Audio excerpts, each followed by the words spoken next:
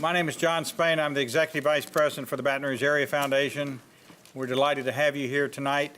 I'm told that traffic was bad getting here, so we've delayed it just a little bit to have some people be able to join us, and I think other people will come in shortly. But to honor your time, we're going to go ahead and get started. I want to, first of all, ask Dan Lozelle, who's the CFO and LSU's Vice President for Finance, to come up. We're delighted that LSU is our partner. As you know, the university owns University Lake, and as such, they're a major partner in this project, but we're also delighted that they are hosting us here on the campus tonight. And I want Dan to come out and just take a moment and welcome you to the campus on behalf of LSU. Dan.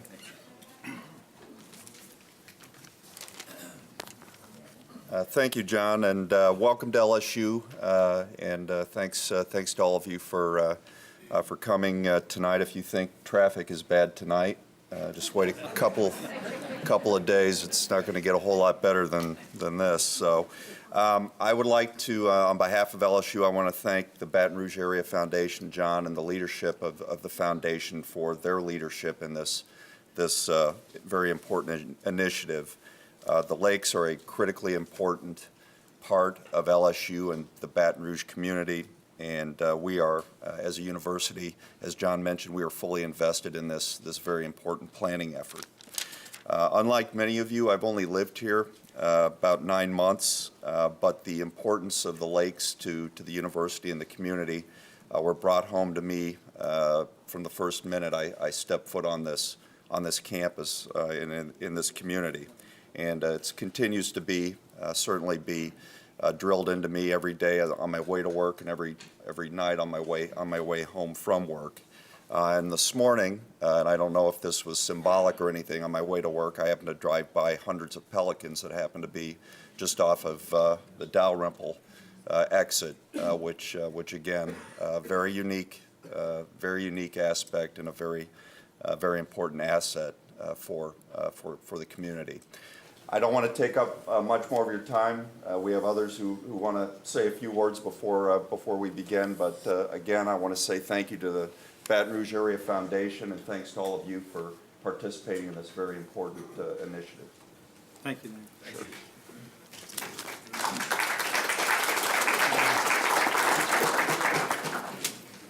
Part of this work will be very, very important to the students who are on this campus day in and day out. They are some of the largest users, running, walking, and in some cases actually live around the lakes. So we want to make sure that the students have their voices heard in this process, and tonight I want to ask Clayton Tufts, who is the SGA president, just to come up and welcome you on behalf of LSU and the student body. Is that better? All right, guys, I'll try to speak as loud as possible. I do want to save my voice for the Bama game, but so yeah, thank you to Kinder and his group, BRAF, LSU, and any of the other stakeholding groups that are help putting this event on. It's a wonderful opportunity not only for the public, but for the LSU student body, who is a very big, important, and interested group that want to learn more about this historic project. In the past few weeks, I've met with various LSU student leaders and have asked them about how their students use the lakes in different ways. From running to kayaking to studying to living on the lakes, the LSU Lake area is a vital aspect of student life at LSU. Our role as students in this process is to let the handful of stakeholders know about why the lakes are so important and what changes do we feel are necessary to preserve and enhance the same accessibility and general usage that students have to them. One of the fastest growing student populations is continuing to live right on the lakes. And the magnificent landscape provides students who live or use the area regularly a gifted something that is unique to LSU. It provides them with a getaway from the daily processes and sometimes stressfulness of being a college student. And trust me, when your professors continue to give you tests during the LSU Bama week, it's very stressful. I look forward to being a part of this project and having the chance to continue to make LSU's campus the most recognizable, attractive, and unique campuses in the country. Thank you. Thank you. We have a number of people here from the Baton Rouge Area Foundation I want to acknowledge who are working on the project. Back in the back, Lauren Trapanzano. She is part of the team that we call Civic Initiatives that oversee large projects for the Baton Rouge Area Foundation. Beverly Moore. Beverly, if you'll come up, I'm going to ask her to introduce some other people in the room quickly. Beverly's head of Civic Initiatives for the foundation, and the three of us, along with a lot of other people at the foundation, put these projects together. So Beverly, thank you. So I just wanted to take a quick opportunity to recognize a couple of our VIP folks in the room. As with all of the projects that we undertake at the foundation, we were smart enough to recognize very early on that we are not experts in how to solve the problems on the LSU lakes or how to make them a better place for everyone to use. So we have put together an advisory committee. The advisory committee is composed of key stakeholders and representatives from the Baton Rouge area. We have 5 or 6 state agency cabinet secretaries who have been incredibly generous with their time in coming to our meetings and engaging in this project. We also have representatives from the city, from BREC, LSU, and a number of homeowners and other recreational users of the lakes. The advisory committee met this morning for the second time. And like I said, all of these folks are very busy, and we are very thankful for the time that they're giving us on this project. So if we could have any people who are participants in the advisory committee just stand very quickly, we'd love to recognize you. Great, thank you. We also have a couple of elected officials in the room who I'd also like to recognize. State Representative Steve Carter is here. Thank you. Representative Carter has been very supportive of the project, and we appreciate that support. And we also have at least one, maybe 2 Metro Council members. I know we have John Delgado in the room. Thank you. And I think Tara Wicker was just running a little late, but she will be joining us at some point. So thank you guys, and we just look forward to working with you. The Baton Rouge Area Foundation, as Beverly told you, is pleased to be working with a number of people.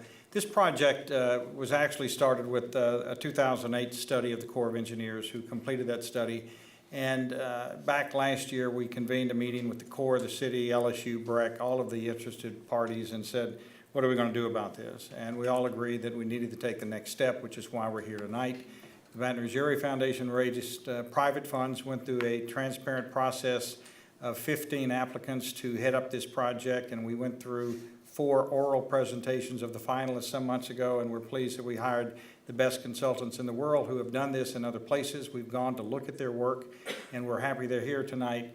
And I'm going to ask Kinder to come up and introduce his planning team, and he will then take us through the evening. If you don't have a clicker in your hands, you should have, because we're going to ask you to respond to a series of questions later in the evening, so we want you to be able to vote. And again, on behalf of all of us, we thank you for being here. Kinder? Thank you, sir. All right. So I guess I'm using a microphone. This is fun. So birds are back, right? That's pretty cool. I think that might be a big part of what this project's about. My dad said, he pointed this out to me in the newspaper, and he said he hopes that the birds recognize the place when we're finished. I do too. That goes back to, I think, our watchword for this project, which is don't screw it up, right? It's a beautiful place. It's a place in people's minds, but it's also, which I think is more powerful in some ways than the physical place. And that's an important thing to think about, what that means. So I have a team of people here, but I think the most important part of it is, so I'm with SWA. I'm out of our Houston office. We have offices around the country and the world. But my partner in crime here is Jeffrey Carbo from Jeffrey Carbo Landscape Architects. Jeffrey's going to talk to you guys in a minute about a few things. But so what we're going to look at today, a lot of different things, but a big part of it is kind of looking at problems. It's always fun, right? But then getting into themes and ideas. You're going to see things that look like drawings, and the biggest mistake that anyone can make at a meeting like this is that this drawing is like a plan.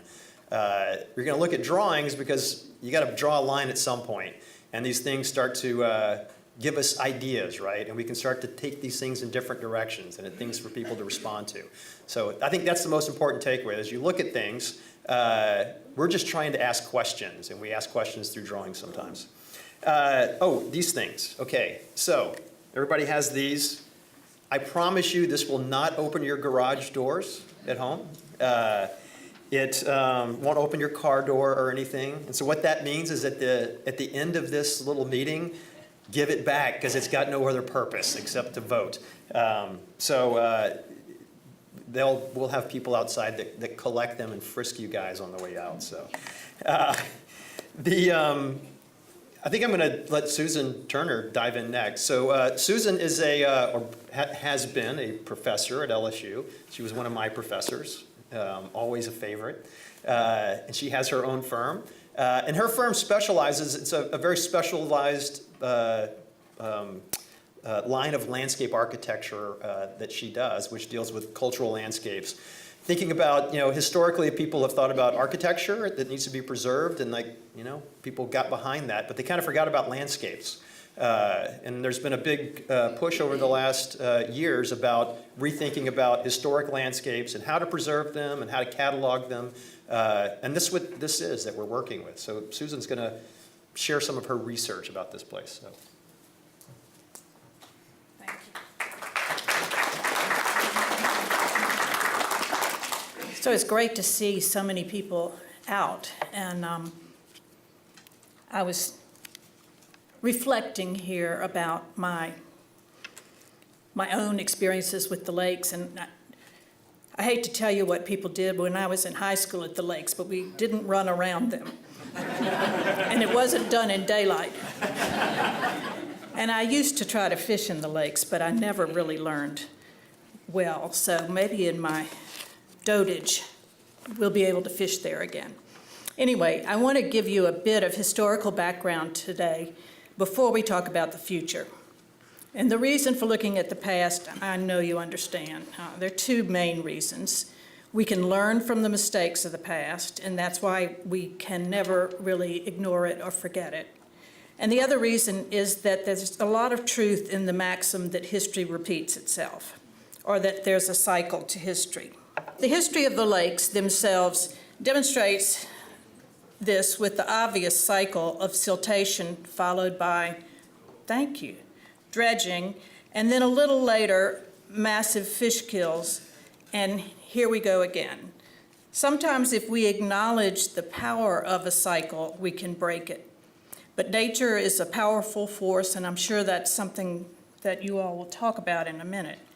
I think that if we examine the history of the Baton Rouge Lakes, we're going to find out not only lessons to be learned, but also that there have always been citizen groups who have seen the potential of this unique landscape feature of ours and have worked hard to capitalize on that potential. So it's our hope that this plan will produce a solution that will prevent us from repeating this step, or at least during our lifetimes. We hope we won't have to plan for the lakes again.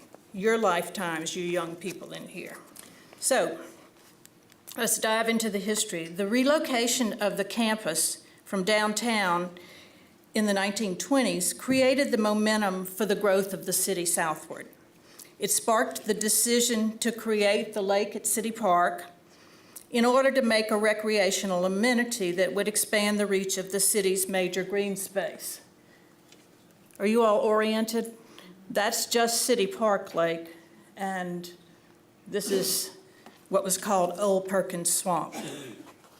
For the next decade after the campus moved, the remainder of the Tupelo Cypress Swamp continued to thrive in its natural condition. As newspaper accounts attested, sportsmen pulled a few perch from the natural sloughs in the cypress forest, hunted a few rabbits, and killed an alligator now and then.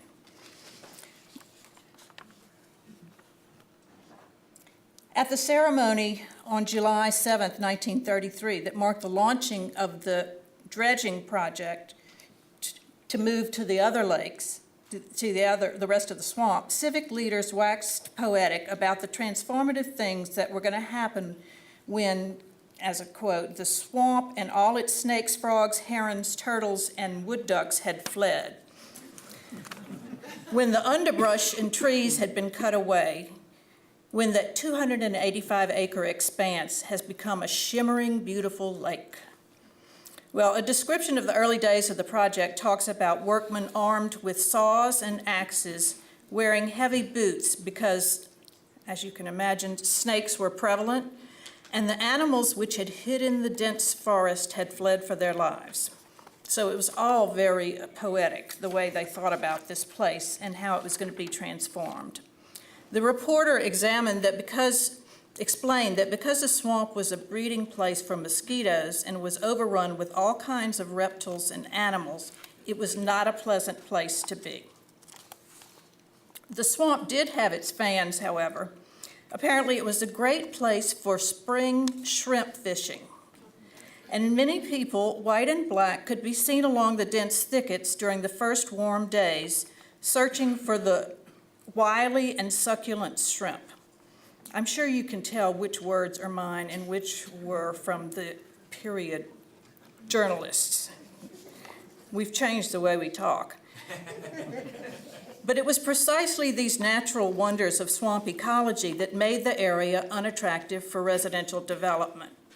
As Oreen Muse, who always had the pulse of Baton Rouge, wrote in 1938, Oreen Muse, I think, started in Register, and she wrote for The Advocate, and she said, "Around the lakes was no place to build a home." The initial idea to drain what was known as Old Perkins Swamp and to create lakes from it was hatched in a Chamber of Commerce meeting in 1933.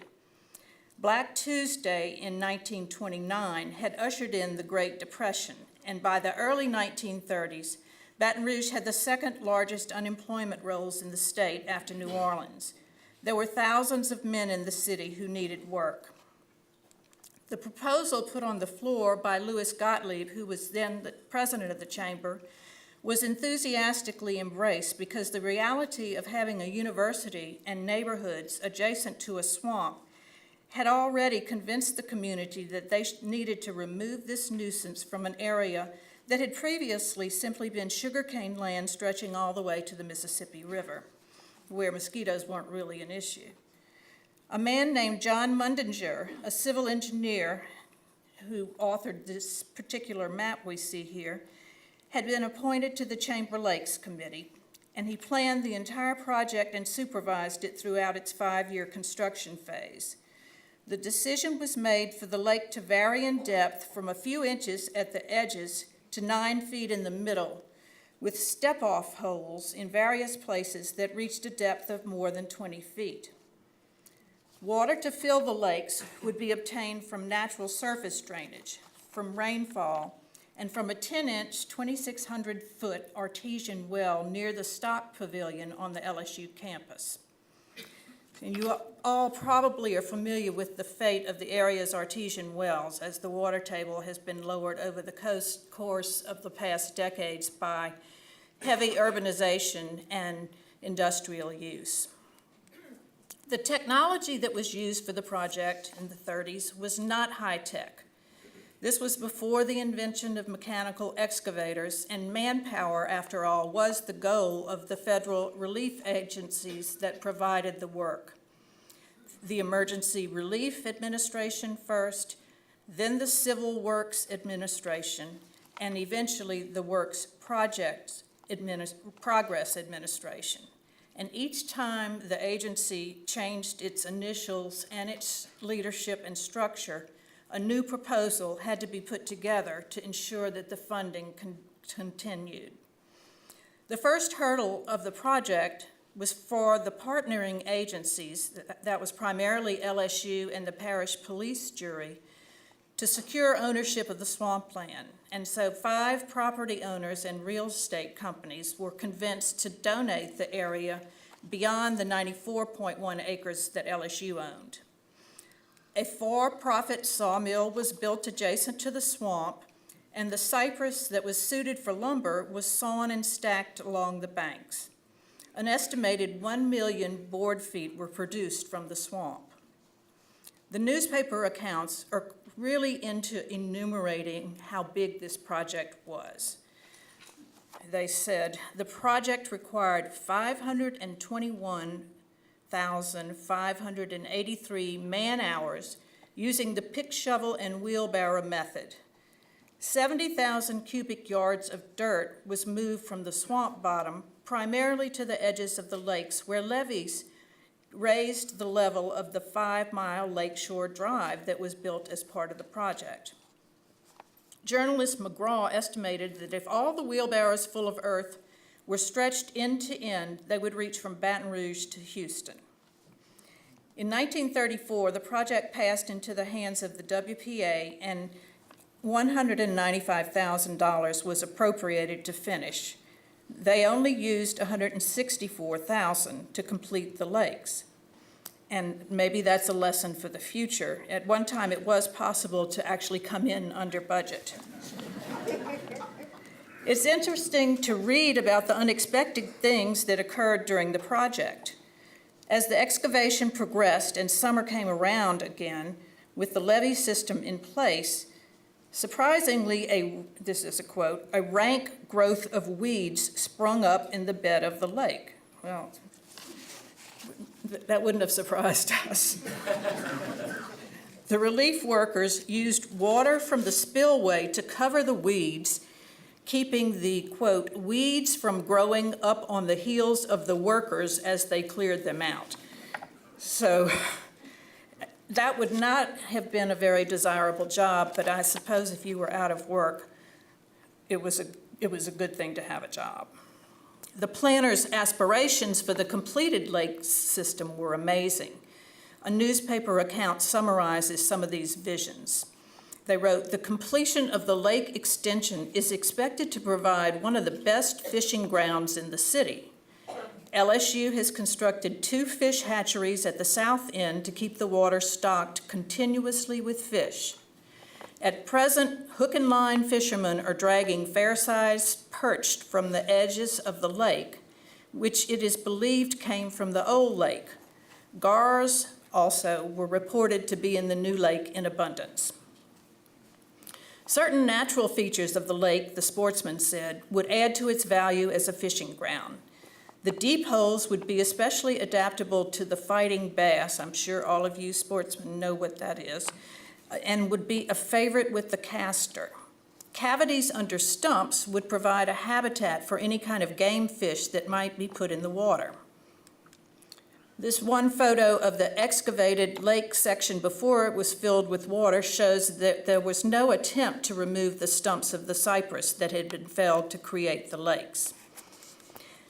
We all know that this initial effort resulted in a beautiful amenity for the city and that housing quickly built up on the adjacent real estate.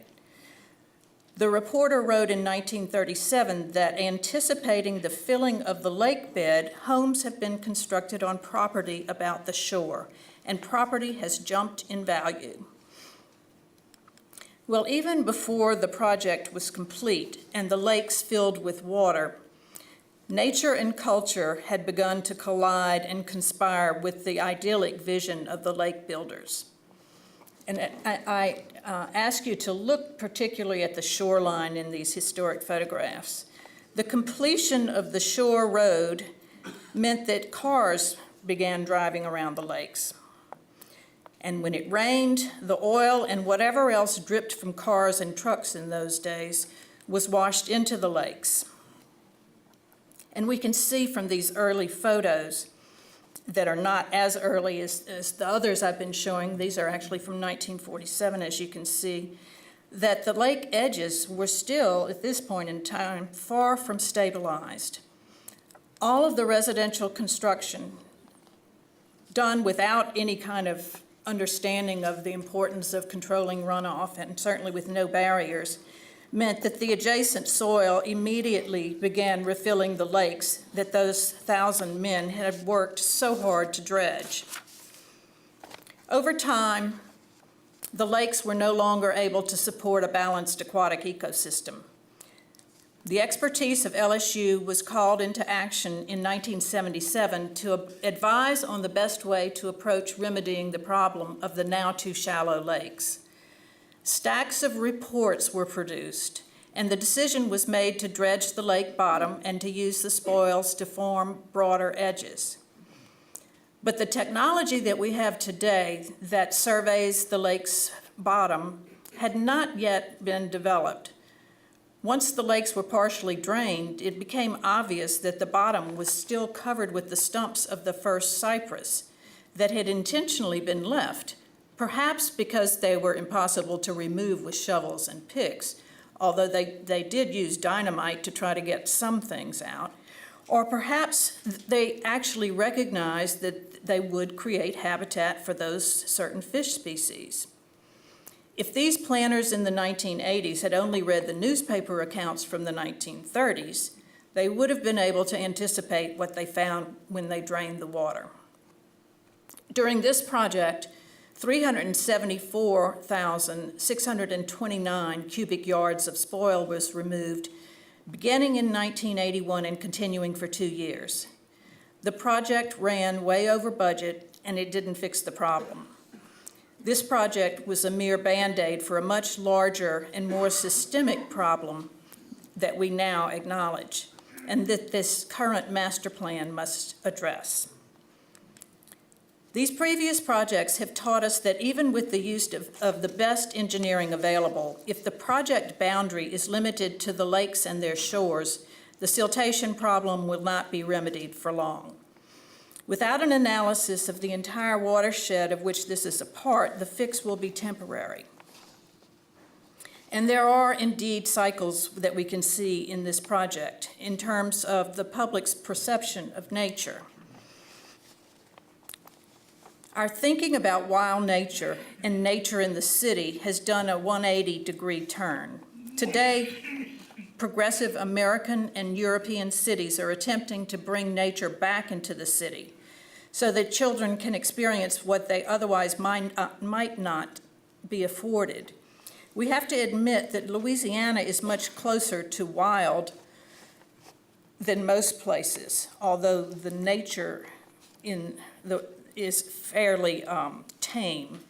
But so many people still live off the land as hunters and fishers that most of us don't have to worry about our children experiencing nature. Or if you come from one of those manly families where everybody hunts and fishes, you don't have to worry. So much time is spent in nature by Baton Rougeans, especially during this time of year, because I think it is hunting season, although I try not to know these things, that you might think that there's no need to remind people about what nature is and how it behaves. But ask inner-city school children when the last time is that they've taken a walk in the woods or visited a swamp or gone to a farm to find out where their food comes from. Even in Louisiana, children suffer from what is now termed nature deficit disorder. Goals such as using natural means to filter stormwater, planting native plant species to avoid the need for poison fertilization and irrigation, and daylighting the movement of water, that means featuring it as an amenity rather than hiding it in underground pipes, have all gained traction and begun to resonate globally. I'm not proposing that the lakes be allowed to revert to their swamp state, although ULL seems to survive with at least the semblance of a swamp in the middle of its campus, but that's, ULL. But I am proposing that we recognize what the natural forces at work are and that they have proven themselves thus far to be much more powerful than the attempts of the best scientists and engineers who have attempted to create artificial environments. Oreen Muse summed up her impressions of the newly completed lake project in 1938. She said, "No magic wand was waved, no genie appeared on the scene. Instead, the present lake is a symbol of community leaders' foresight, and it represents the work of thousands of hands. Though it was born of travail, the new lake boasts a beauty that has no kin with plebeian need. Shimmering beauty covers the 285-acre tract on a sunshiny October day. Leafy trees mark niches of beauty." This is in the Advocate, not in, Ladies' Home Journal. "Leafy trees mark niches of beauty along the 5-mile driveway. Impressive homes have sprung up along the banks. Sailboats may be glimpsed there on a windy day. And now and then along the banks, a fisherman with a full catch is silhouetted against the sun. Well, what is your vision for what the lakes might look like, and how do you hope to interact with them when the project's done? If you were a reporter celebrating the completion of the project, what would you be able to say? And I think this is why we're here tonight. Your opportunity to watch, participate, and steward this master planning process offers each of you the chance to learn a great deal, to have your voice heard, and to contribute to the collective creativity of many disciplines and voices that would be needed to meet the challenges of delivering a plan. This must be a plan that acknowledges the forces of nature rather than trying to harness them, that celebrates them, and that gives them sustainable health so that the community in all its diversity will be able to participate in their rebirth. So with that charge, my former students, tell us how you're going to do it. Okay, so Susan just talked about water, and that is the thing that we do in Louisiana. We're never satisfied with water the way it is. We always have to bend it to our own needs, right? And this project's no different. We do it with the Atchafalaya Basin. We like to think that's nature, but it's not. It's a giant detention basin for the Mississippi River, right? The Mississippi River, it's not a river, it's a transportation corridor. It goes on and on. The Tickfall River is not really a river, it's a recreation corridor. So all these things get bent and twisted to things that we want them to do. And that's just our history, right? That's just what we do. And I think we have to embrace that, and that's what we've done on this project, and that's what we're going to continue to do.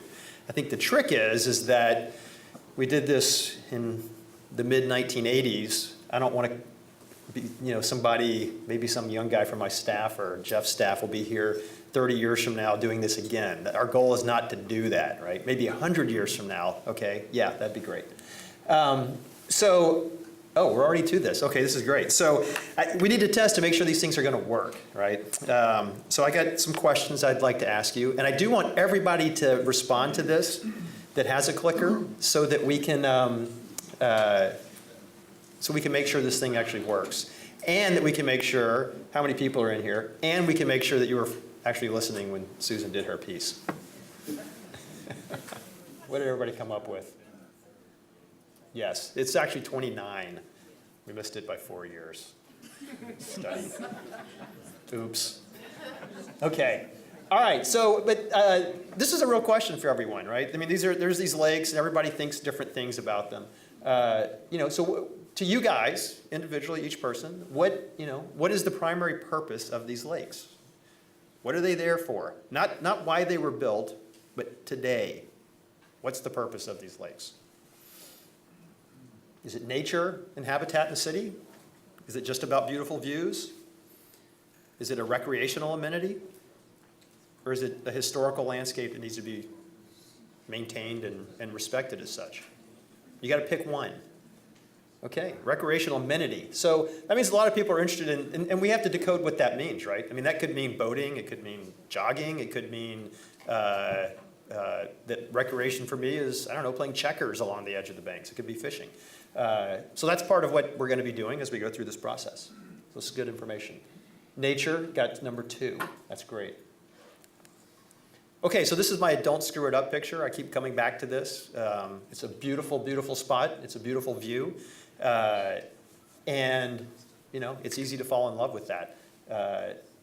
But what you don't see is the problem that's sort of underneath it, right? The things that are happening below the surface. We don't see numbers here telling us about water quality. We can't see if a fish is doing okay or not.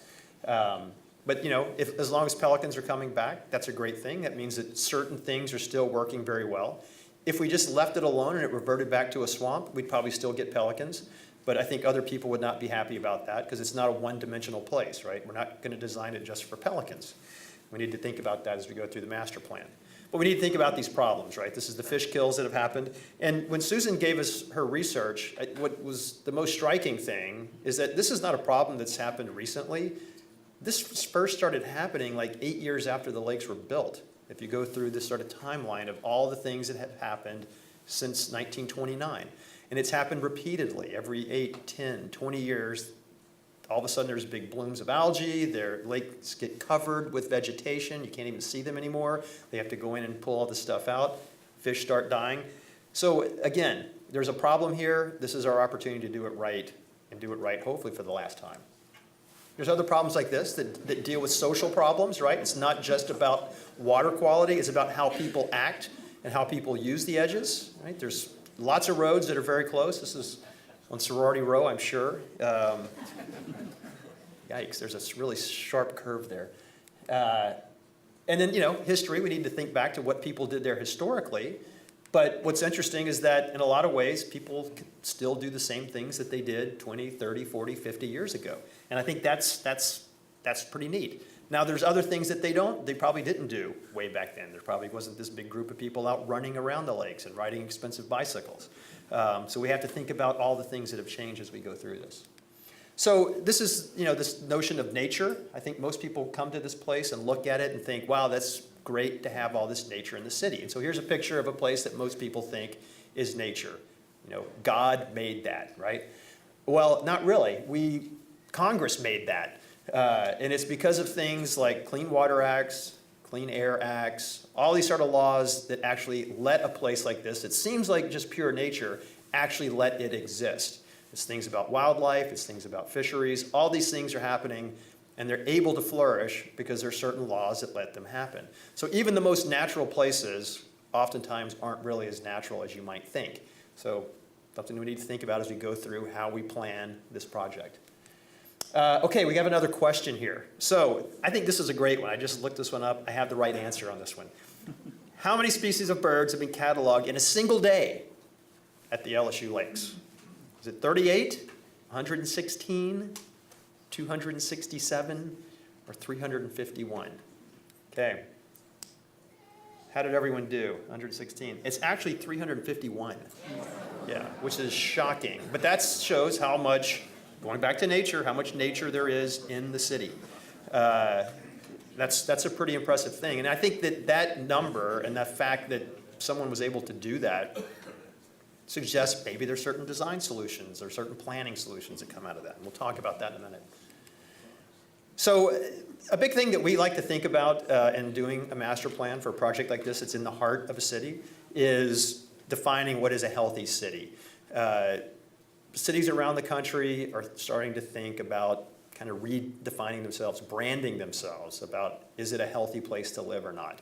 And let's face it, Baton Rouge and Louisiana don't have the best reputation. I can say that. I come from Houston, a place that doesn't have a great reputation. You think about refineries, you think about Cancer Alley, you think about things like that. You think about hurricanes and flooding, right? But I think that if you start thinking differently about your city by introducing new things for people to do, that brand and that identity actually starts to change. And I think that there's a huge opportunity to do that, to let people know through a project like this that actually this is actually a really wonderful place. It has huge amenities, and it actually is a world-class destination. And that's what we need people to take away from this. So at its basic, the things that we have to do on the project there's really just 4 things. We need to fix the water quality. We need to do some excavation. That's part of making the water better. Fix some vehicular conflicts, right? People and cars usually don't mix very well. And some wayfinding, some signage, welcome to LSU, right? When you get off the highway, you wouldn't even know there was a university here. So all those things are the basic things we need to do. I think that what we want to do, though, and Jeff's going to talk about aspirations in a minute, but we do want to be more aspirational, right? We don't want to just go in and just say, well, these are some problems, we'll check them off and fix them. What's the bigger goal here? How do you actually take fixing these problems in this place and actually turn it into a world-class place? I think we can do that. We just have to think differently about fixing problems. So a lot of this gets back to then this healthy city movement, right? So part of it is healthy environment. When people live in places that look healthy, they tend to live a healthier lifestyle. People go out and jog around the lakes because they're beautiful and it seems like nature, right? So they do healthy things in that environment. This is a proven fact. There's research that's been done that they live healthier lives in healthy environments. So that leads to healthy people, right? So healthy people go out and do healthy things, and they tell their neighbors, and their neighbors think, I just ate potato chips and sat on the sofa and watched TV. Maybe I should go do what Bob's doing, right? Because he's jogging. So people then, it's a catalyst. It doesn't affect everyone, but it does start to change people. And it just changed, if nothing else, the perception that people have of the place where they live and work. So that starts to create a healthy culture, right? So it starts to permeate the place. More and more people are doing this, they're talking about it. And it doesn't mean everyone has to be out riding a bike and running a marathon. You know, just going outside and having a picnic with your family or meeting neighbors, that can be very healthy, right? Because it gets you out of the house and you do different things. That's what we're all about. Learning, we're next to this great university. Of course, we want to think about how that learning environment translates to things at the lake. But there's also elementary schools, there's high schools that are very nearby. We need to think about how those places become part of this project as well. And connections, you have to get here, right? Right now, some of the connectivity is maybe not that healthy because most people, if you live outside the neighborhoods that surround the lake, you probably drive here because there's not enough bicycle infrastructure. Things like that need to change. So we need to think even bigger than just the neighborhood around the lakes, a little bit bigger. So let's ask some questions. Who are the people that are here today that are answering these questions? How old are you guys? And we're not keeping records. I won't know who votes on which one. They don't have a seat on this. Yeah, and there's, and there, I guess there's not really a wrong answer, or I don't. All right, let's see. Who's here? Okay, a lot of people my age. That's good. Not a lot of real young people. About 6% would be university age, I suppose. That's great. They're studying. I'm sure that's it. Okay, so where do you guys live, everyone that's here? Are you 5 minutes away, 5-minute walk away, 15-minute walk away? Are you further? Is it like a 15-minute drive, or is it further than that? So who are the people that are here tonight and start to think of your interests? That's true. Okay, on a Saturday afternoon. It's not game day. Not game day. Yeah.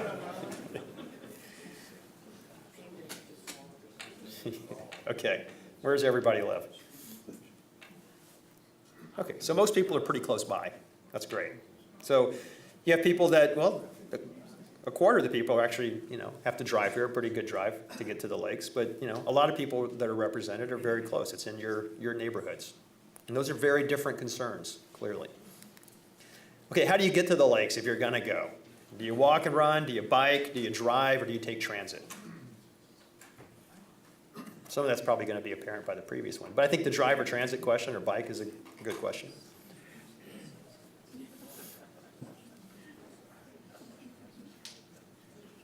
All right, last call.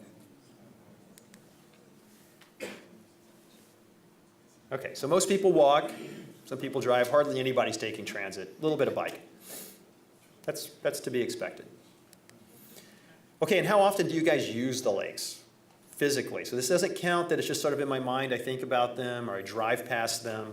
How often do you actually get out of your car or get out of your house and actually use the lakes? Is it daily, weekly, monthly, yearly, or almost never?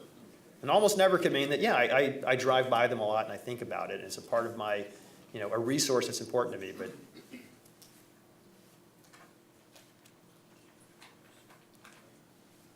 all right, last call.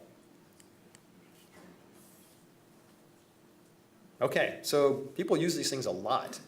That's a big deal. That means that the kinds of activities that are happening are, need to keep up with the rhythms of the day, not so much the rhythms of the year, right? Or it could mean that maybe some people do crave to use them. I just like to come there once a year for some kind of event. But that doesn't happen enough right now because maybe that's not an opportunity that exists. These are the things we need to figure out as we get through the master plan.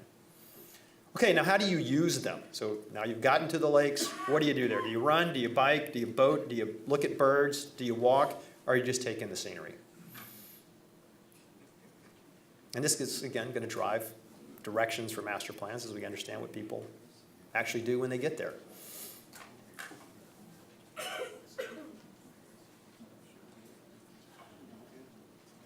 All right, anybody left? answer is? Okay, so walking is big, running is very big, viewing. Boating, not a lot of boating, not a lot of birding. That's kind of surprising, but I think most people here are residents, so you're not there specifically for that, but that probably happens as an ancillary reason that you're there. Okay, so thanks for the questions. We'll have more later. So the way we think about a project like this, we start thinking about neighborhoods, people that are right around it, but we try to think more aspirationally. How does this thing affect the city of Baton Rouge? What is this project's place in the state of Louisiana? I mean, this is the capital, but I think it's just, there's other issues that are wrapped up in it, where it's located in the state. But in the nation, and I'm not kidding when I think that a place like this can have national relevance, and it can be a world-class destination. We just need to figure out what that means and how many people you want to invite to your world-class destination, because too many people equates to a thing that doesn't really work anymore. So in talking about world-class destinations, so this is a picture from a magazine, and that's a picture in Houston. And basically, my point of this is that 10 years ago, no one would have thought that there would be a magazine cover with Houston on it that said happy and healthy. That's not Houston, right? You think of the Galleria, freeways, refineries, sprawl, that's it. But there was a bayou there that we had abandoned. It was full of detritus, toxins, garbage, homeless people. It was a horrible, difficult place. And we turned it into an amenity for the city. In the city, if you just turn the camera just to the right, you'd see big, shiny downtown buildings. So these are people that are riding their bikes in places that they never thought they would ride a bike. And now you see attorneys walking from their offices across the bayou. They don't drive anymore to the law office, to the law courts. You see people riding their bicycles to work that never thought they would do that. And people came to visit, and they took those ideas away. And they talked to people at magazines in New York City, and then they start to write about this stuff. And it does really change people's perception. So now people that live in Houston think totally differently about the place they live than the way they did just 10 years ago before projects like this were built. So I think that's another key that I'm interested in here. I want to pull that thread and see what that means to Baton Rouge. So Jeff's going to talk a little bit about nature and man and how these things cohabitate and how it works and how it doesn't work.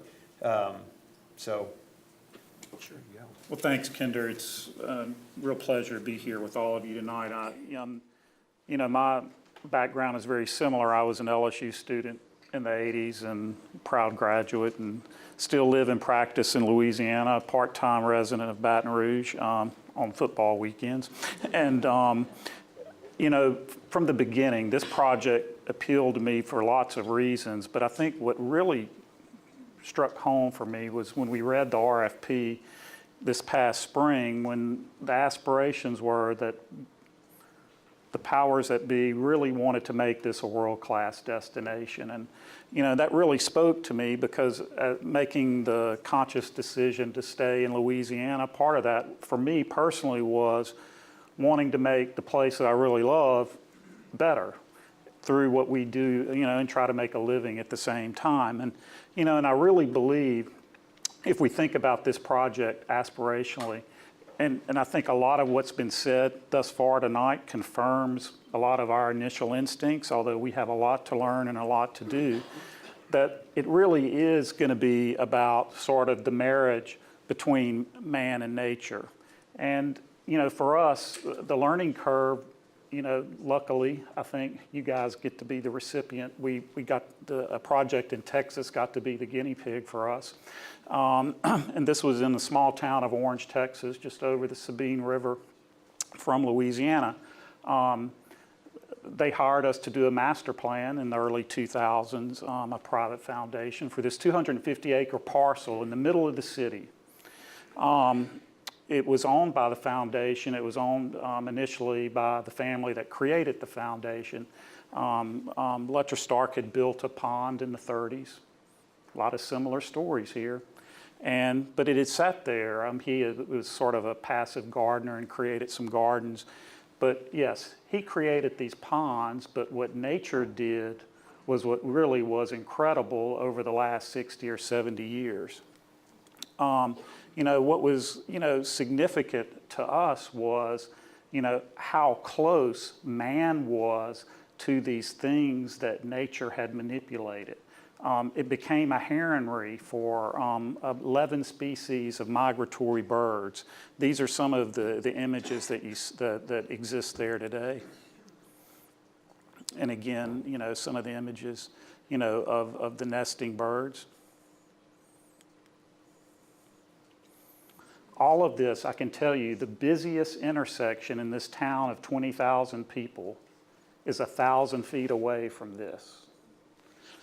And I guess it was really powerful to us to realize that man and nature can sort of coexist with each other. And for that, we felt like there was a reason for us to be there, and it was to integrate man even closer and expose these features to people so that they could really get a nice view of them. And really, a lot of people in this town didn't even realize that these places existed. Okay, so the lessons learned.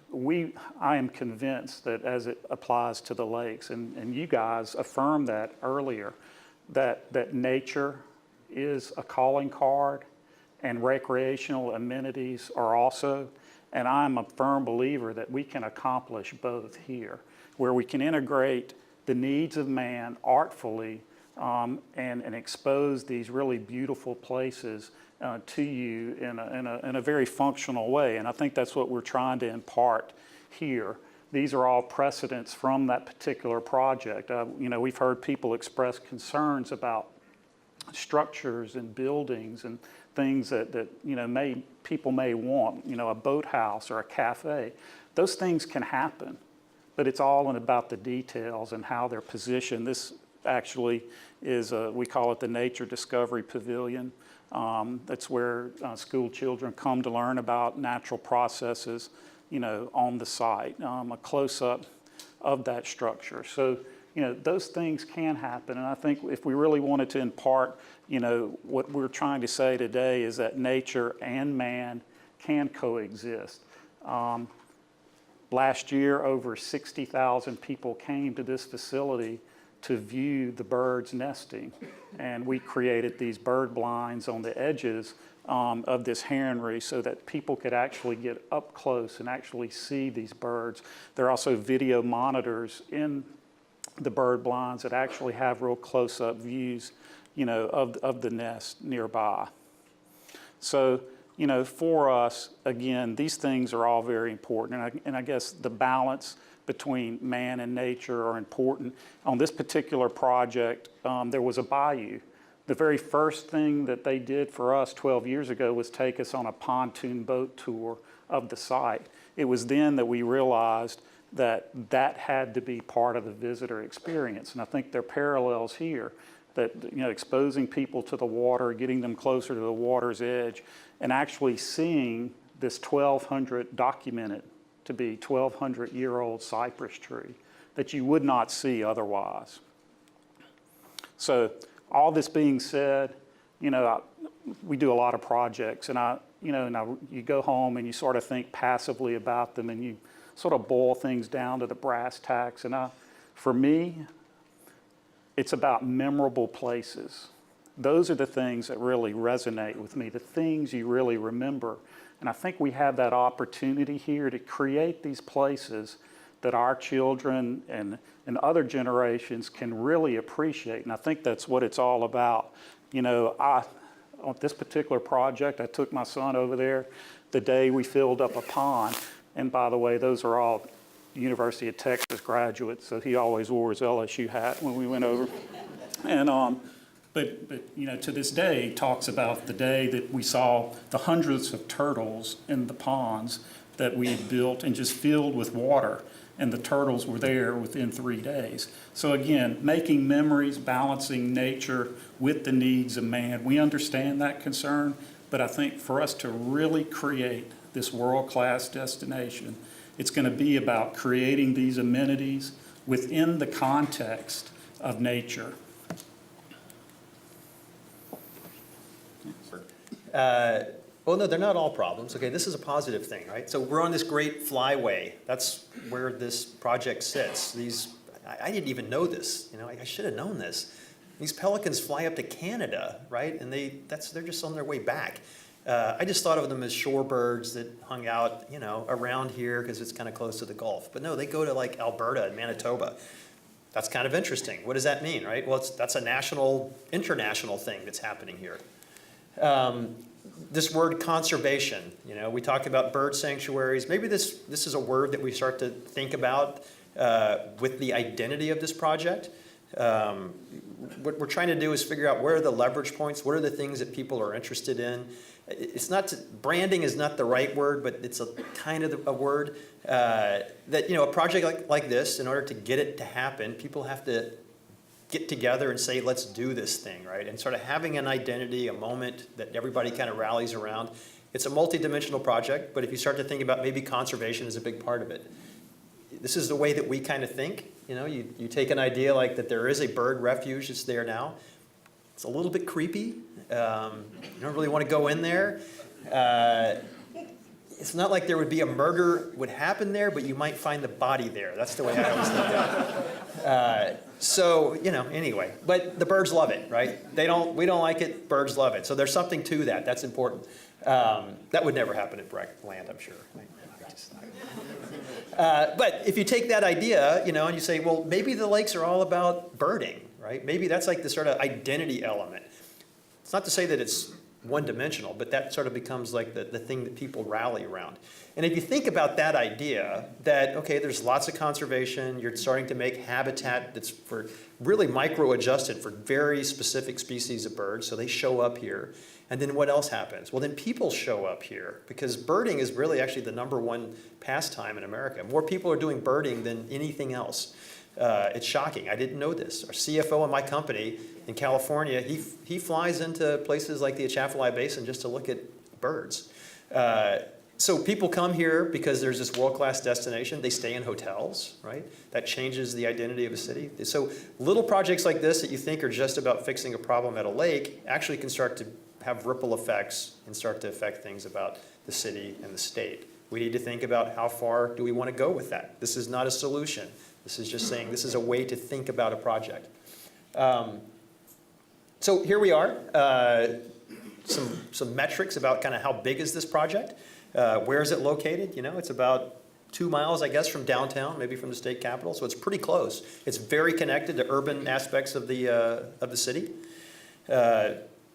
There's 6 lakes. They all have different names. Everybody kind of forgets the names. When I was a kid, they were just kind of the LSU lakes, right? We got this RFP for the Baton Rouge Lakes. It's like, what is that?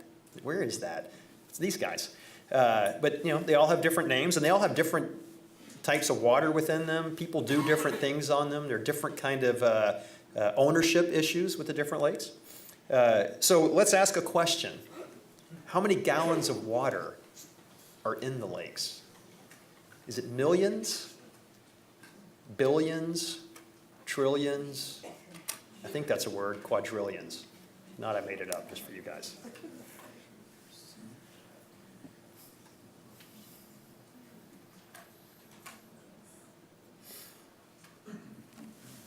There is a right answer.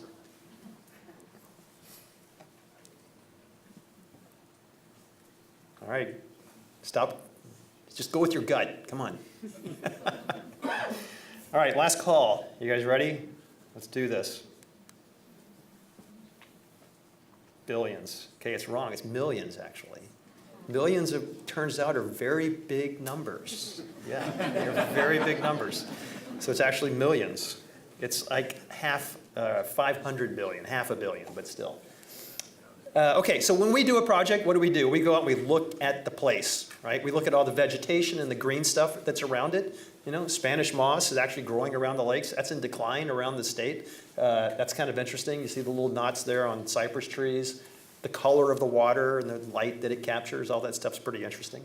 We look at other kind of things like signs, all the stuff that you can and can't do around the lakes. 2 yellow lines, that usually means there's a lot of traffic moving through there. We think about stuff like that. Underneath the bridge, it's kind of noisy under there and people don't like the bridge, but it's actually kind of beautiful if you look at the structure. I mean, they don't build bridges like that anymore. This is kind of old school and it's kind of neat. In Houston, we took the bridges there and lit them and put pathways under, or bridges underneath them for pedestrians. Turned out pretty interesting. And then we think about things that people have done there, right? People that live right along the lakes have done all kinds of cool things with the property that's right in front of it. There's little piers, there's little benches, there's wood duck houses. There's one guy, I don't know, maybe he's here, who's like, his little space out there looks like a French chateau. I mean, it is like amazing. And right next door to it is the place that looks like a heron rookery. They're like the opposites of each other, but they somehow coexist, right? That's a neat thing. We don't want to lose track of that spirit of ownership that people have of this space. And then we look at the things that people are doing. You know, so there's people doing paddle boards, they're canoeing, they're running, they're biking, there's fishing, right? But the thing that my takeaway on all this is that it's not designed for any of this stuff. It actually functions very well for a place that's completely not designed. So if you go back to what Susan's studies showed, right? This was all designed by engineers. And really it was a one-dimensional thing. Get rid of the swamp, put in a lake, it'll be great. But people started running, right? So now you need to think about, well, what kind of infrastructure is needed to support running? People bike, what do we need for that? Oh, there's young families that live there. There's really not a lot of stuff for a kid to do. My daughter's 8 or 7. What would she do there? So we think about that. We also think about how big is it compared to other things, right? So there's our lake system, New Orleans City Park, Central Park. It's a pretty big space, right? Central Park is huge. This is a very big thing. For people that only think in football terms, it's about that many Tiger stadiums. So, so it's big. We have to think not just about the lakes, but the watersheds, okay? So the darker blue circle, say the one with the number, that one right there. So think of that as the lake. That's the area of lake that you see. Well, the area around it, that's how big it actually drains, right? So that's the amount of water that's draining into the lakes. So if you fix the lakes and you just kind of did it in a one-dimensional way, you still have all this other stuff that you have to deal with that's pouring into the lakes. And where is it coming from and how does it get there and what is the character of that water? So we have to think bigger than just, edges. These are all the issues, hyper-eutrophication, phosphorus loading, elevated temperatures, dissolved oxygens. These are issues that fish and aquatic invertebrates all struggle with for this to be a healthy place. If the fish don't do well, the pelicans don't come back, all those sort of things start to happen. There's about 7.8 miles of lake edge, little metric there, about 4.2 miles around University Lake, 1.8 around City Park Lake. Lots of views and vistas. There's pretty amazing views. You can see, cool water towers in the distance, but you can see the state capitol. You can see beautiful homes. You can see people doing things on the lakes. That's extremely important to keep track of that. And how long is it, right? So it's about 1.5 miles long from here to there, and it's about 1 mile this way. If you think about this piece here, it's actually 2 different lakes, and the reason it's 2 different lakes is because they were built in 2 different times. So they built the dam there, and later they came back and built the dam there. About 18 inches of difference. But if you thought that, hey, let's change it and put the lakes together as one, LSU could actually have a crew team that actually met NCAA standards. So something to think about. Do we start to think about how recreation changes the way you think about the lakes? There's also circulation issues, how people and cars have conflicts. We go in and we study all that stuff. We think about how fast the posted speed limit is on Stanford, but the fact that people probably drive 50, 55, it's easy to do because it's a fairly wide road. We think about, what happens along these residential drives where you have cars and people there's not a lot of cars, but when there is one, it's kind of like, whoa, what's going on? Why is there a car here? And the car's like, why are there runners here? We need to think about how do we go in and change those things or design them so that they work for the uses that we're looking at today. This is an interesting metric. So if you are on a road and a car is going 20 miles an hour and you get hit, you have a 9 out of 10 chances of surviving. If that car is just going 40 miles an hour, only 1 in 10 pedestrians survive that hit. So what that means is that where we have pedestrians and cars mixed together, and that happens a lot around the lakes, we need to be very cognizant of the fact that we want to slow cars down. And you can't do it with just a speed limit sign. You have to do it with traffic calming measures. There's lots of techniques that people have developed and employed. We need to think and study those. Lighting's another piece of this too. Can you see, people coming at night? The other thing which is interesting is ownership, right? Who owns the lakes? We have this problem on every project that we do around the country that deals with lakes and rivers. It's never clear at the start of the project who owns it. I don't know, it's a river. I mean, why would someone own that? Well, someone does, and it's the same with the lakes. Someone owns the lakes. The city owns City Park Lake. Breck runs that. And the LSU owns University Lake. But there's implied ownership too, right? So you have to step beyond just kind of what the law says and think about how people actually perceive spaces. It's interesting. I mean, this area along Dalrymple feels very public. There are homes across the street, but for whatever reason, that zone feels more public than this zone. That feels very private, right, in these areas. That means something, and I think there's something in the design that has to get kind of pulled out to figure out what that means. This zone with along the university where there's sorority houses, it feels like it's part of the university, but then again, it doesn't, right? I mean, those look like big, beautiful estates. We know crazy stuff goes on because they're fraternity and sorority houses, and it's campus related, but there's not a lot of, it's not obvious, probably to the casual viewer, how that works, because there's certain connectivity issues that are missing. And then it happens again down here, it feels more public along the bayou or the canal, Corporation Canal, and along the beach there. All right, more questions. So what things are you guys interested in seeing along the lakes? If you had to pick one, I'm going to let you pick another one in a minute, but if you had to pick one, is it improved water quality? Is it more nature and biodiversity? Are you interested in passive and active recreational opportunities? Are you interested in seeing cafes and restaurants and things? Not lots of them, one maybe. Okay, so most people are looking at passive and active recreation, which is interesting. Improved water quality, clearly that's resonating with people. Nature, I mean, those are very close. Little small segment that thought maybe a cafe or a restaurant would be appropriate. That's good. So if you had to pick a second choice, what would that be? Well, that's interesting. So now first choice on the last one was passive and active recreation. So now on this second choice, I kind of got paired up with nature. Cafes and restaurants got a boost, got a bump there, but still it's a small sliver. But anyway, interesting kind of how people fared out between their first and second choices. Okay, so one of the things that people have talked a lot about and has been a big part of our discussion so far is excavation, and what does that mean? We don't know the answer yet. We have some great engineers actually here in the room tonight that we're working with to help figure this out. Actually, the guys that did the Army Corps report in 2008 are the people we're working with now to kind of take that report and figure out what does it mean to this bigger master planning effort. How do we deal with that?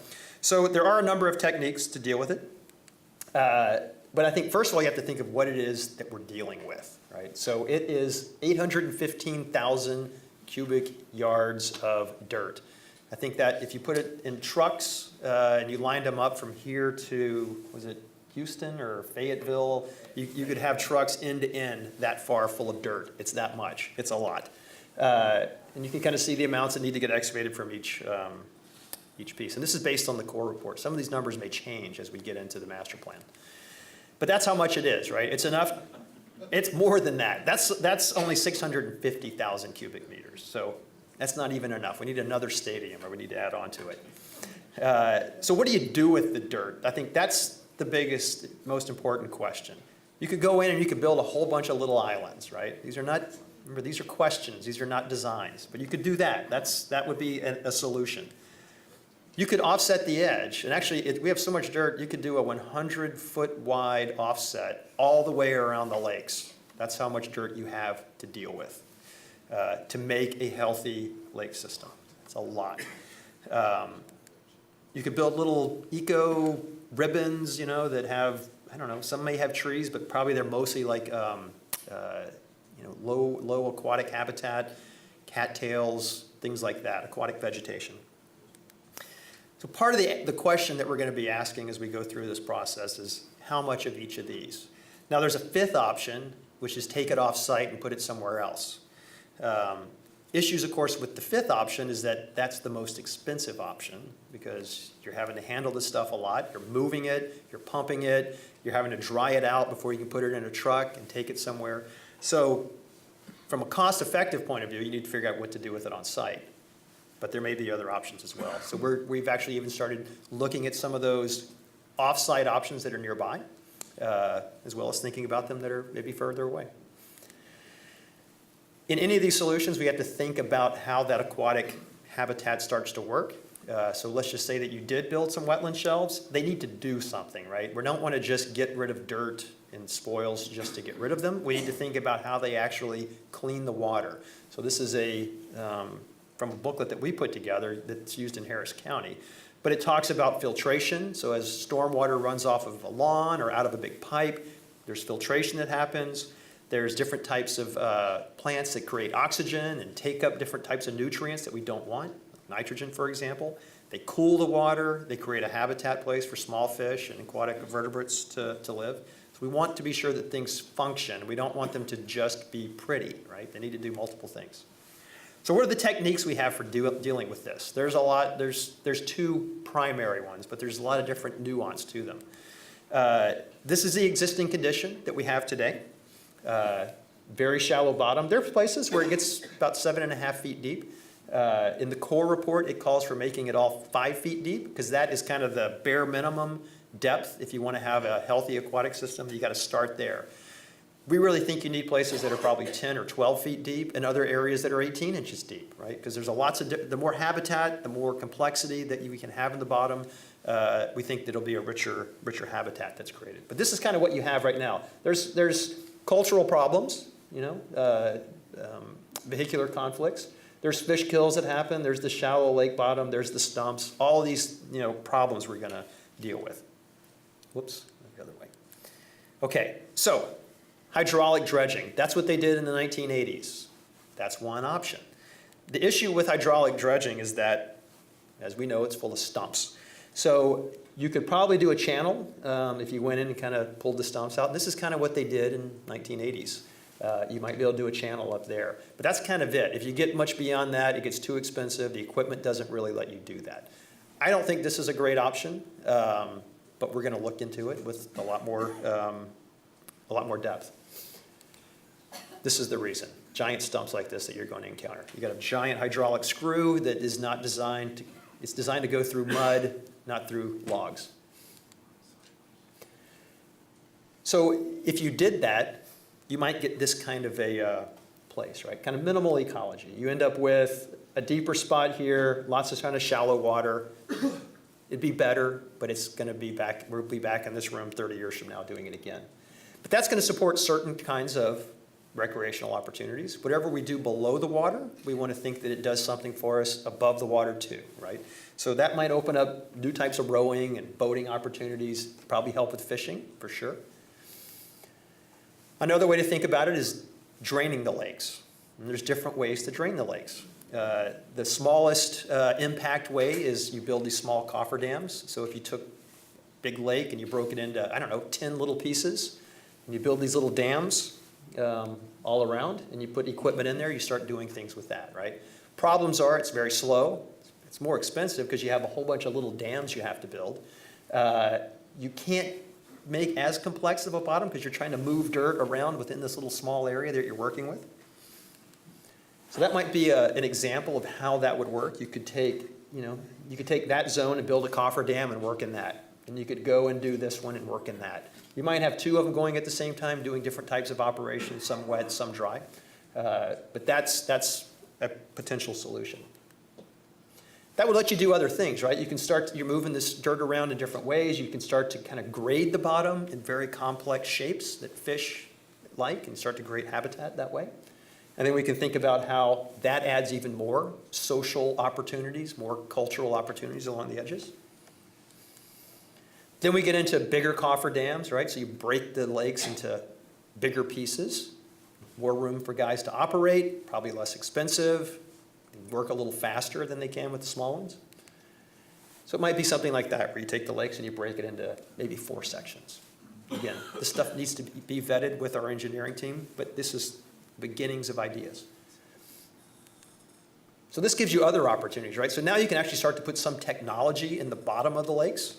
And that's what this suggests, that there might be some trickle tube technology or pipes that let you invert some of the water as it gets too hot, or take some of the sediment load and pulls it out and puts it into the, so it drains off site. You need to be able to work in order to make those things happen. But that's going to create other kind of recreational opportunities, even more so than you would have previously. Start to think about how that might let you have these shelves, that have pedestrian trails that get people off of the main roadways. Maybe they're down low, out of people's views. Lots of different ways we can think about that. And then the big one is just drain it. Get it over with.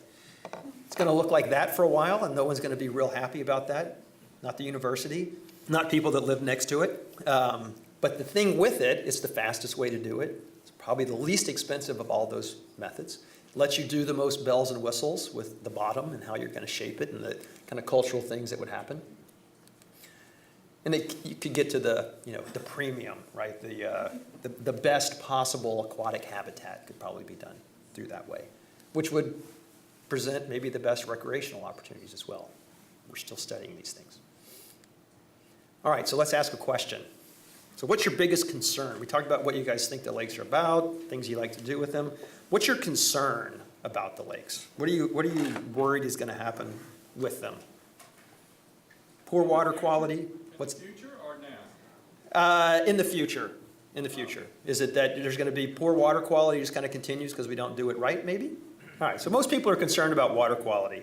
Looks like the use is not under or overuse. Those are things we need to study for sure, and some of that's going to depend on how you start to design for things that people are already doing. Is that increase loads or not? But that's good. Okay. What's your second biggest concern? Conflicts with pedestrians. And some of that ties back to recreation, right? How people are running, walking, using these spaces. And water quality. So those are the big ones. Okay, so themes. Let's look at themes. We're going to look at some drawings real quick. These are sort of three very different themes, which all this wants to be is looking at approaches that you might take if someone was charged with doing a master plan, which we are. So let's look at this. So one way to think about this place is as it's a cultural landscape, right? There's a history here. It's extremely important to the city, to the residents that live very close to it. And it's worth maintaining that and maybe restoring it. And maybe this says that's kind of as far as you go. You're just trying to, just make it the way it was and as good as it can be, but I don't want to do a whole lot more. It's a lot about views. You are going to go in and do some things that are cultural adds. You're going to think about, gateways and arrival and kind of wayfinding how you get here. But you might also do a few things that start thinking about, well, there's a great park here that's only getting better through its planning and design process. But maybe some of that idea extends down Dalrymple, right? And it's kind of this public space that's part of that cultural landscape that maybe was never designed into the original project. Maybe you think about, a big promenade that happens along the edge of Sorority Row, a place that's designed for events and for people to come out and do certain things, like things that happen during homecoming or during Halloween. This is not a design. This is a question. Is this something that is worth considering? Is this a direction that this project should go? Another one is thinking about ecological opportunities. This is a different direction. This says, look, this place should be about nature. It was nature. We modified it in certain ways, but let's put as much nature back into this thing as we can. We want to maybe make it all about habitat and biodiversity and kids learning things about nature in the city, people coming to visit and seeing, man, I never knew that a city like that could have so much nature in it, right? So it starts to have things where you rank, there's areas where there's a lot of nature that you're going to do. Let's make the best bird sanctuary there ever was out of the one that's already there.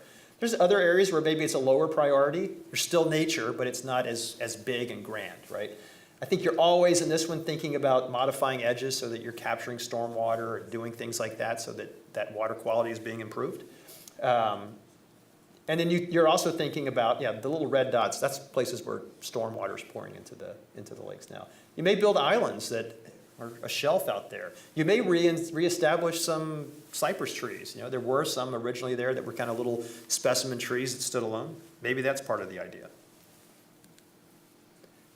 A third theme, sports and recreation. Is that the thing? Is that what this place is all about? Is that the thing that should guide it? And this theme says, look, there's these big white marks that move through. That's crew, LSU's women's crew team, best in the country, right? That are going to practice right there. But that says, oh, we need to think about a bridge here. You have to do certain things to make that work. We're going to build the world's greatest world-class, running facility around the lakes in this sort of a theme. It means that maybe the roads become one way, and you think about how you redesign them so that they accommodate better running. Maybe you think about that you're taking some of the soil and you're pushing it around so you build these shelves where people can run. Maybe you think about trails and things and boardwalks that let people get across the lakes in different ways than they can get across them right now, creating different opportunities for recreation. You go in and you build great fishing piers and opportunities for people to do fishing. You stock the lakes, all these kind of things. But this is like turn the volume up on recreation. In reality, you wouldn't do any of these in a one-dimensional way like that. And I think this is where the conversation really starts. And this is what we've been trying to dive into. Which of these things wins isn't the right word. Which is the one that it's mostly about? Which is the one it's the least about? Maybe it's equal, right?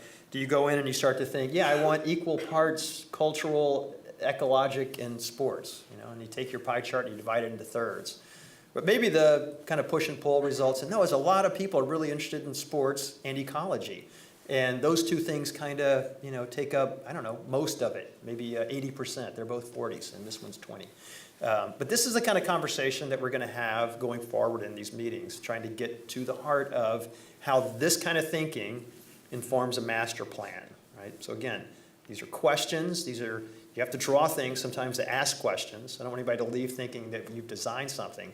These are questions that we need to ask each other so we can get to a master plan. Okay, so the lakes, the new reality. This would be maybe just sort of showing how if you took some of those ideas and you combine them into a plan, a way that you would start to envision a master plan. So this is not a master plan. This is just showing how a process that we kind of go through. So we start by looking at major nodes, places that of interest, places that people know kind of in their mind. And we think about how do we turn the volume up on those. We think about the things that people do within them, right? So maybe there's lots of things that are happening on the water with paddle boards and people are doing yoga and they're coexisting with pelicans in the background, right? That's great. Jeff can make that happen. And then we think about, I mentioned this promenade, so we build this promenade that runs along Dalrymple and maybe it makes the circulation better and bikes work better and there's a place for, I don't know, maybe some food trucks park here, kind of by the park up there one day a week or something, and there's some little activities that happen. So you end up with a promenade that maybe is kind of like that. Maybe it's like that, beautiful trees, and that becomes a gateway to the campus as well. It's not a sign. A gateway doesn't have to be a sign or a threshold you pass through. A gateway can be a landscape that you move through, and it identifies this as that you've gotten here. This is a designed place. It works very well for the purposes which it was intended. But you can see maybe a hard edge, right? Yep, pelicans are still there, though. They're happy. Maybe then you start thinking about, okay, well, there's this bridge here, or this land bridge here. Do we combine these lakes so we can do some of these athletic things we've talked about? Maybe. And if you built a bridge, maybe it's a pavilion. It's not really a bridge. It's a pavilion for people, and you let cars go over it too. And maybe people rent it, and they have, I don't know, they have birthday parties on it or something. Maybe that's a new way of thinking about bridge infrastructure that's not just about cars, it's about people and cars, right? You could close down May Street on certain days when it's not very busy, and you could have all different kinds of events. They closed down the 405 freeway in Los Angeles. They thought the entire city was going to come to a screeching halt. They closed it for a weekend. Worked out fine. They didn't need it, they found out. They rebuilt it, though. Then we start thinking about adding nature. Maybe it's the improved bird sanctuary. I don't know if it's here or somewhere else. We've talked about lots of different locations in some of our meetings, but let's just say it's there for now. So that starts to have boardwalks and places for kids to learn things. It's a part of the university. Maybe we start to think about how the university really extends its presence into the idea of that sanctuary, that there's education, that some of the ornithology students are actually going there and learning things. And of course, fishing, right? Why can't we have fishing tournaments if we have this great aquatic ecosystem here with big fat fish? That would be pretty cool. And then we start thinking about adding gateways, so all these kind of places where people arrive and they kind of don't know, if you're from out of town, where am I? Where is that great university I've heard about? So we start thinking about what is a gateway? Well, I mean, a gateway can be more of the things that we have now. It could be things that we do with bridges, maybe even the I-10 bridge, pedestrian bridges, and it can be artful elements, right, that happen. And of course, it can be landscape as well. Maybe there's a cafe. If you put it in the right place, it's quiet, the right times. I hear some sighs out there. But maybe that's a thing, right? I mean, this is a beautiful place. The university doesn't actually have any place where a student could rent a boat and have a hamburger on the water. Maybe there's something that's embedded into that. If you go back to some of the images that Jeff showed of what a building looks like in landscape, and it's well done, you hardly see it at all. Actually, it could be very complementary to what's there already.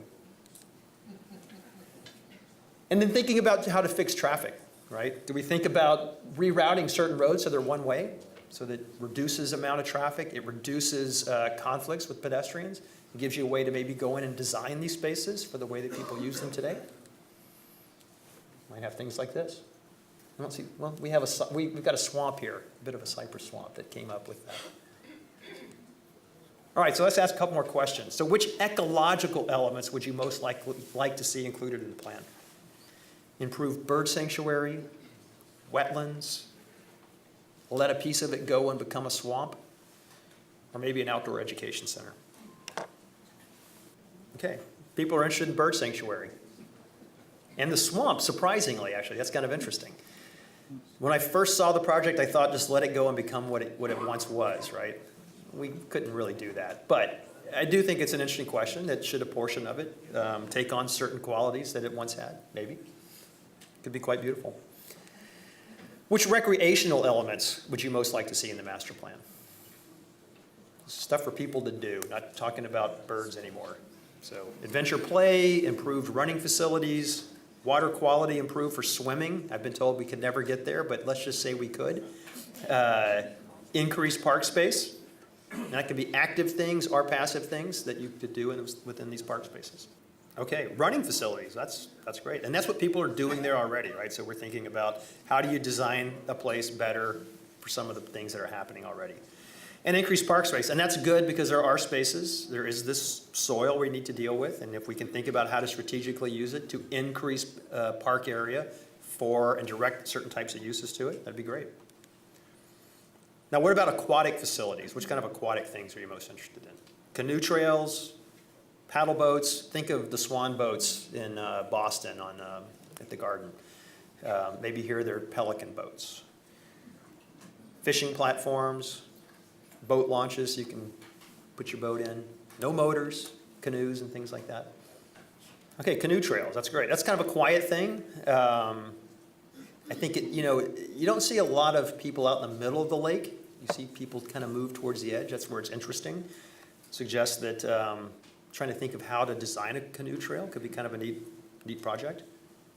What else? Fishing platforms, that's great. So these are just things that we just want to say what if, and just start to gauge people's thoughts. You'll go away after this and say, those are some cool things I liked, or man, that was crazy, I didn't care for that at all. All of that is important to hear. So, a city wetland, right? Is that what this place is about? Should we build a city wetland? I don't know what that means. I don't know of any city in the world that says they have a city wetland, but that's kind of cool. Austin has a town lake. Should we think about this place as the town lake, where there's certain activities and things that happen within it, on it, around it? It's very different than the swamp.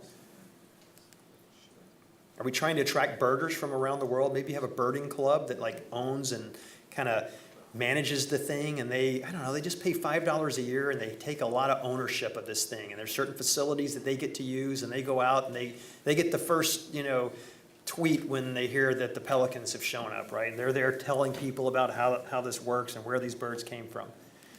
Education, of course. We want to see that as a part of the project. What about floating party platforms, right? Can we put stuff out there that someone would rent and have a party on in the middle of the lakes? I don't know, maybe. These are ideas.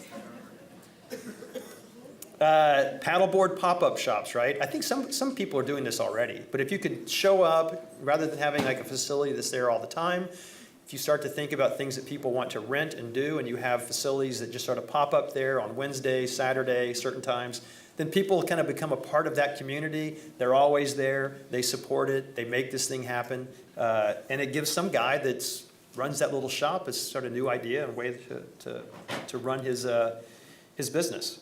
You could do little things with, like in France, they have these little bateaux. I hear that's a French word for boat, maybe. We could do that on the lakes, right? Little pieces of the lakes. That would be fun. You could rent the boat. You could bring your own boat. Dragon Boat Festival, that would be awesome. When I lived in Portland, I was on a dragon boat team. It was a lot of fun. I couldn't believe how much the city actually came out to watch a bunch of crazies that didn't know what they were doing actually go out and paddle dragon boats really hard. A lot of fun, but you could do that once a year. You could have a big festival.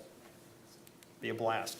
If the water quality gets so great that people can actually go out and fly fish and catch fish, and they're big fish, you could have a tournament once a year. People would show up and actually watch that. Kayaking fishing tournament. That would be a lot of fun. And be very different. You're not talking about big bass boats. Simple things like lakeside paths, of course.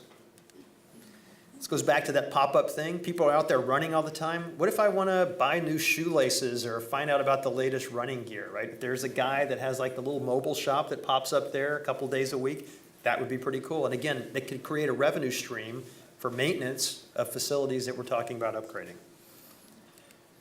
Adventure play, I think trying to find things for kids to do around the lakes, other than just kind of running and doing things that I guess college kids are oftentimes doing there. There's not really play stuff for kids. It's not clear like what the 7-year-old goes and does. So if there's a way to think about adventure play becoming a part of the life of the lakes, place for kids, that would be fun. But you could do the same thing with adults, and we're seeing this kind of goes back to this healthy lifestyle. We're seeing this around the country. Adults want to, we just had this thing in my office, this obstacle course that everybody had signed up to go and run an obstacle course. Now, I did that when I was 10, but there's guys in 40s and 50s in my office that go and do this stuff. It's a big, big deal.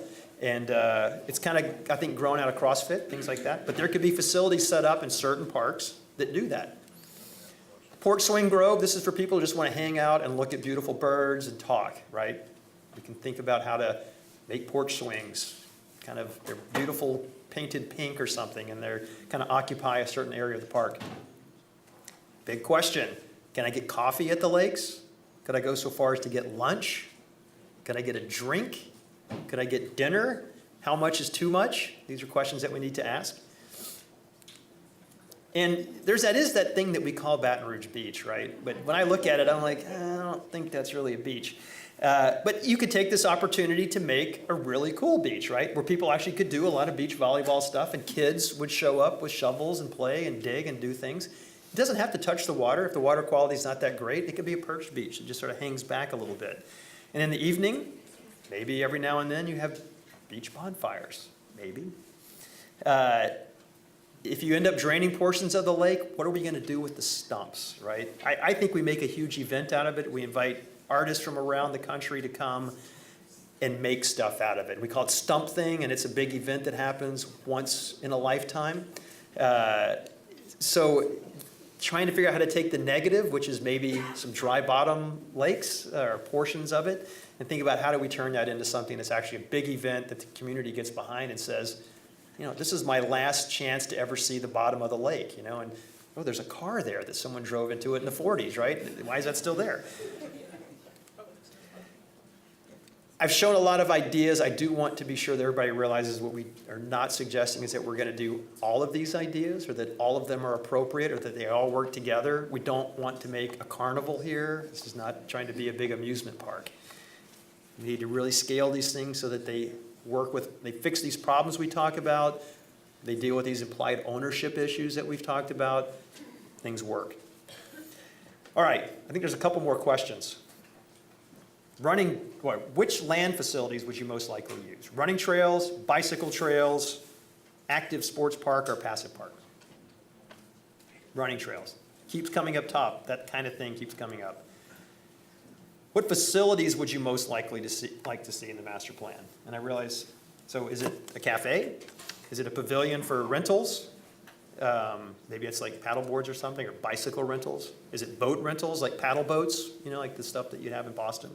A food truck plaza. Small cafe, boat rentals, less interested in food trucks, okay? Maybe that's kind of passé now, right? They do that in Austin. Yeah. And then if there were events on the lakes, what would you be most interested in? LSU crew races, a triathlon, homecoming festivities, a fishing tournament, fireworks, or concerts? I think this is our last question. Concerts. Actually, I'm surprised. Crew races did quite well. Fireworks. Okay, so kind of closing this thing. Oh, wait, they gave me questions. All right, I'm going to do this. Do I have to answer all these? Who gave me all these? Okay. How are you going to get walkers, runners, bikers off of Stanford? That's a good question. The things that we're talking about is maybe you use some of that dredge material to make a bigger space there so that sidewalks can grow. Oh, that's where it runs along the lake. What I think we also want to do is maybe you say that you just can't run down Stanford and you have to move through that residential street, the short piece there, so that you minimize that conflict there. I think the other piece of it is probably traffic calming, where you try to figure out how to make it a less dangerous place by slowing traffic with certain types of lane narrowing things we can look at, ideas like that. Do you have any solutions for the canal that separates the lake from southern neighborhood in College Town? Where is that canal? Corporation Canal, yes. There's been some talk about should we take some of the dredge material and cover that canal, put it in a culvert, and change the way that thing works. There's a possibility that's been discussed about that. There are complexities with that, with how floodwaters work and all those sorts of things. But there's been questions about that. Portions of Corporation Canal have been covered for years. Recently, the football facility has been put on top of a piece of it. But there are questions about that. I think our main thing is that there is an opportunity there. There's an open space that is underutilized. There's a trail on one side. It seems very natural. There might be a way to take some of the nature that's just downstream and the huge bayou there as it goes out into the big Tupelo cypress swamps there, that there's a way to bring some of that into that so that it's more of a natural place and less of just a ditch. But I think those are probably the two things that we've heard people ask about and talk about so far. What will happen to the wildlife, turtles, for example, while you are building? Yes, that's a great question. So that's part of the reason that you might lead you from draining the entire lake towards different sizes of cofferdams, just thinking about wildlife and how that works. When Jeff did his project, I know you guys built a lake, and you said within 3 days it filled back up with wildlife. Wildlife's pretty resilient. It definitely just takes over these places if they're designed correctly. But that's definitely a big part of it. How long do the various options for dredging take? Yeah, that's a great question. Chris, what's the answer?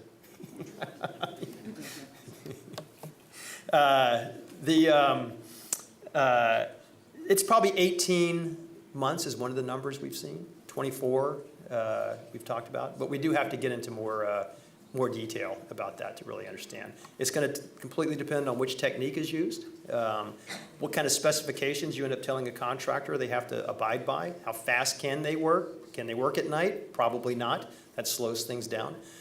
All these little things would go into a specification that the contractor would have to abide by, and then that would be part of how you would determine the time frame. You would also probably want them to abide by a certain time frame as well that would be embedded into the documents that we do. So those are questions. I know there's plenty more. We're going to take these things, put them on the website. There's Mind Mixer that's out there. This is our design team, I should say. So it's not just me and Jeff doing this. We actually have a very robust team of engineers. Biohabitats is a group that just deals with ecology. Pros Consulting deals with economics of parks projects. Stantec's engineering that deals with, on this project, traffic issues for us. And then, of course, Jeffrey's office as well, and GEC. We're going to come back in about a month or so. We're going to do another one of these. And this one's going to deal more with, let's build a park together. Let's figure out together what to do with the dredge material. So we're all going to kind of work on plans and projects and try to figure out what solutions are so we can all kind of push and pull on that. After that, we're going to come back with framework plans and start to kind of be the bones of what a master plan might be. Then we'll do a draft master plan, and then we'll finally unveil the plan. And there'll be lots of conversations between now and then.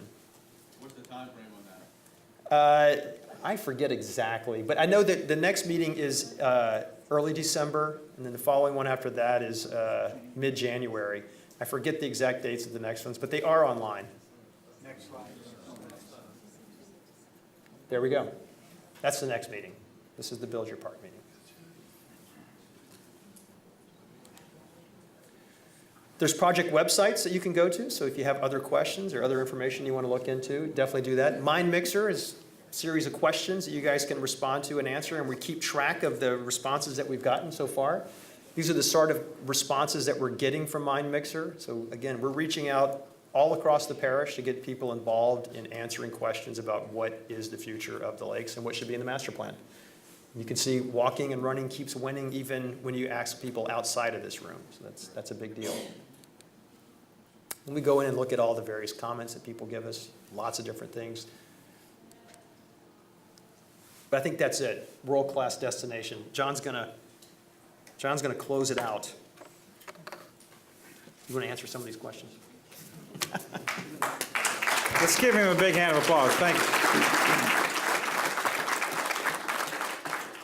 That's a process. December the 11th, please note that's the next meeting. It will be in a different place. It will be in the Union Cotillion Ballroom. So plan ahead. Parking's a little tough when you get around the Union. We're trying to find spaces that will engage different parts of the community. We particularly want to have the opportunity for students to engage, so that next site will be all of you and hopefully some other folks. This is a public process. We want it to be transparent. It is a blank slate. There are no preconceived ideas and no decisions have been made. The reason we ask you here tonight is to listen, and we hope that you thought this was worthwhile and that you will continue to be a part of this process.